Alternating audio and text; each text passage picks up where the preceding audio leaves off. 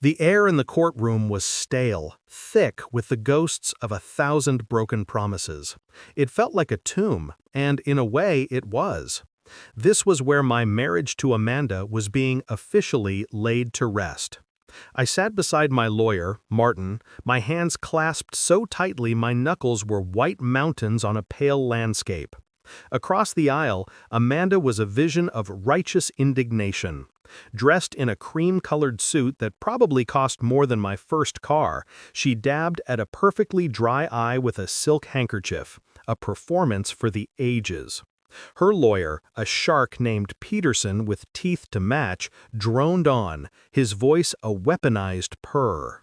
"And therefore, Your Honor," Peterson concluded, his voice echoing slightly in the hushed room, "in light of Mr. Vance's emotional neglect and my client's invaluable contributions as a partner, both emotionally and as a hostess in his business dealings, we petition the court to award Mrs. Vance the full marital estate. This includes the 7 residential properties located throughout the state of Florida." 7 homes! He said it so casually, as if he were ordering a coffee. My breath hitched. 7 homes! Not just assets on a spreadsheet, but the physical manifestation of 2 decades of my life. I remember laying the foundation for the first one myself, my hands raw and blistered, Amanda bringing me lemonade and dreaming with me. The beachfront property in Naples where we watched the dolphins at sunset. The sprawling estate in Orlando we bought after my first big development deal. The one with the pool where she'd hosted countless parties, cementing my reputation. Each one was a chapter of my life, built with sweat, sleepless nights, and a belief in a future that now felt like a cruel joke. I risked a glance at Amanda. She met my gaze, not with sadness or remorse, but with a cold, triumphant smirk. It was the look of a predator who had cornered its prey. In that moment, all the lingering love I might have harbored for the woman I'd married died a swift, brutal death. This wasn't a heartbroken wife seeking a fair settlement. This was a heist. The judge, a woman in her late 60s named Judge Evans, peered over her glasses, her expression unreadable. She looked from Peterson to me, then back again. "The full estate? All 7 properties, Mr. Peterson?" "That is correct, Your Honor. Mrs. Vance sacrificed her own career aspirations to support Mr. Vance's. She is entitled to the fruits of that shared labor." I almost laughed. Amanda's career aspirations had involved wanting to be a lifestyle blogger, a project that lasted 2 weeks and resulted in 3 Instagram posts about mimosa brunches. My shared labor involved working 80-hour weeks, risking financial ruin multiple times, and navigating the cutthroat world of real estate development while she redecorated houses I had already paid for. My mind spiraled back 6 months, to the day the first crack appeared in my perfect life. It was a Tuesday.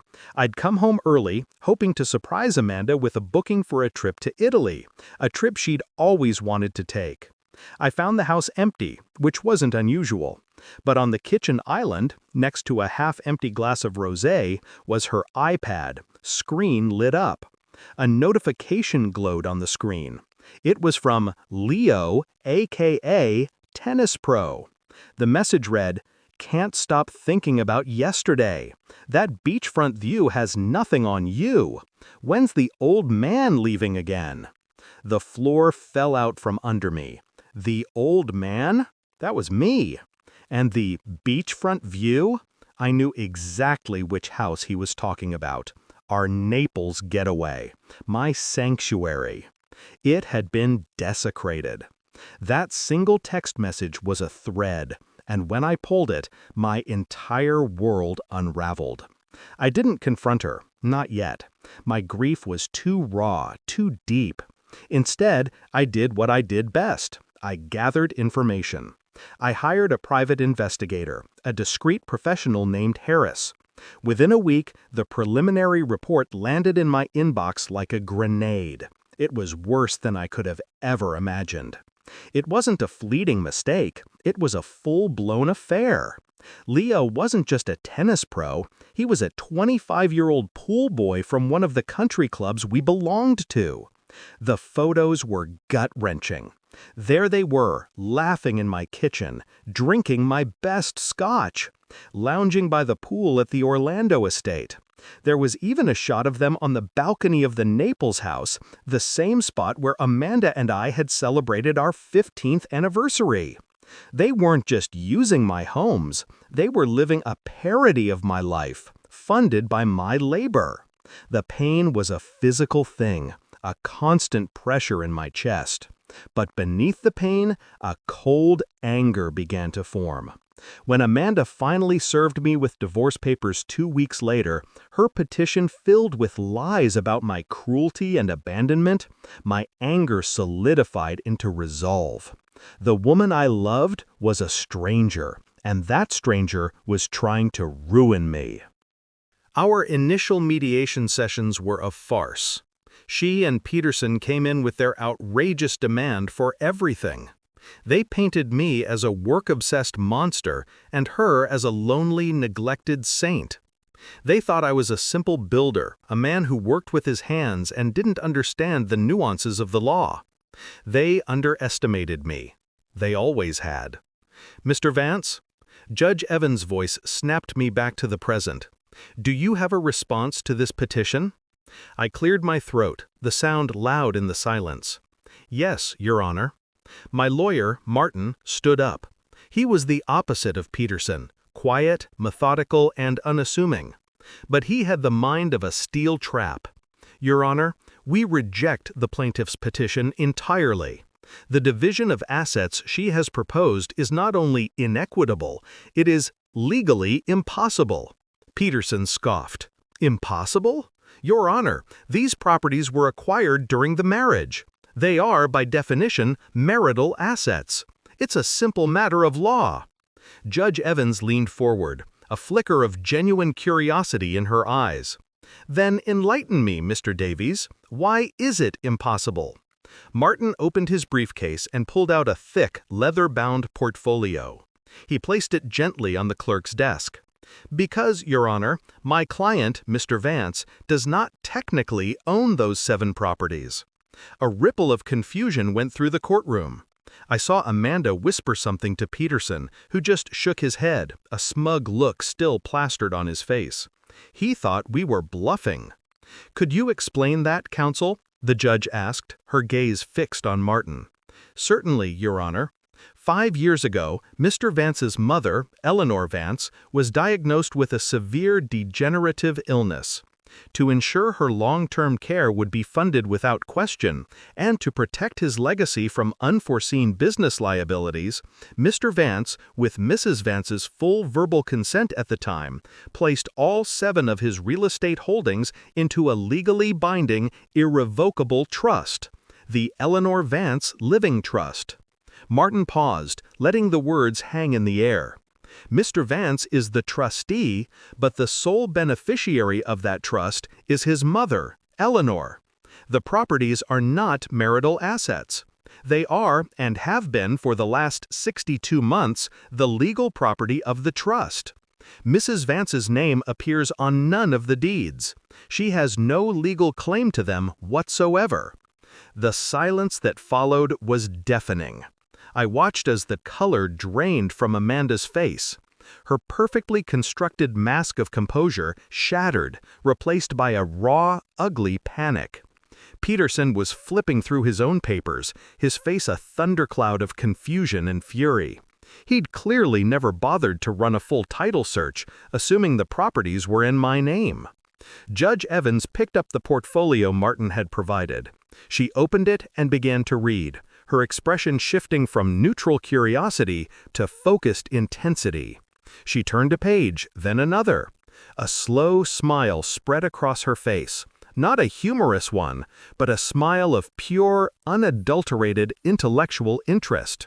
She looked up, over her glasses, first at a stunned Peterson and then at the ghost-white face of my wife. "Well," the judge said, her voice laced with a dry irony that cut through the tension like a scalpel. This is interesting. She took off her glasses and looked directly at Amanda. Mrs. Vance, did you have knowledge that these properties were placed in this trust 5 years ago? Amanda stammered, her voice a reedy whisper. I don't recall. He handles the finances. Because, Judge Evans continued, ignoring her pathetic denial, what I find most interesting is that your sworn financial affidavit, which you signed under penalty of perjury, lists these 7 properties as marital assets that you are claiming ownership of. Attempting to lay claim to assets you know you have no legal title to is a very serious matter. It borders on fraud. The word fraud hung in the air. Amanda looked like she'd been struck by lightning. But Martin wasn't finished. And on that note, Your Honor, he said, pulling out a second, slimmer file, we have more. My client's private investigator uncovered not just infidelity, but evidence of conspiracy to commit fraud. We have text messages between Mrs. Vance and her associate, Mr. Leo Kemp, detailing their plan to liquidate these 7 properties as soon as the divorce was finalized and move to the Cayman Islands. He placed the new file on the desk. It contained printouts of the texts, flight searches, and inquiries to offshore banks. It was a meticulous blueprint of their entire scheme. Amanda let out a small, strangled gasp. It was the sound of a life imploding. Judge Evans' smile was gone, replaced by a stern, icy glare. She looked at Amanda with utter contempt. The game was over. There would be no payout, no 7 homes, no life of luxury with her pool boy. There would only be the consequences of her greed. The judge banged her gavel, the sound cracking like a whip. This court is in recess. I believe Mrs. Vance and her counsel have much to discuss. And they may soon have more to discuss with the district attorney's office. I walked out of that courtroom not with a sense of victory, but with a profound sense of relief. The weight of the last 6 months lifted from my shoulders. I didn't look back. That night, I didn't go to a bar to celebrate. I went to the nursing home where my mother lived. I sat by her bed, holding her frail hand, and told her everything. She couldn't speak much anymore, but she squeezed my hand, her eyes clear and understanding. The trust kept you safe, Mom, I whispered. It kept us safe. Looking at her, the woman who had sacrificed everything for me, I knew what I had to do. The properties were never about the money. They were about building something that lasts. The next day, I started the paperwork to convert the trust into the Eleanor Foundation, a charity dedicated to providing beautiful, safe housing for families escaping domestic abuse. The 7 homes that a greedy woman tried to steal would now become sanctuaries for those who truly needed them. I had lost a wife, but I had found my purpose again. And for the first time in a very long time, I felt like I was home.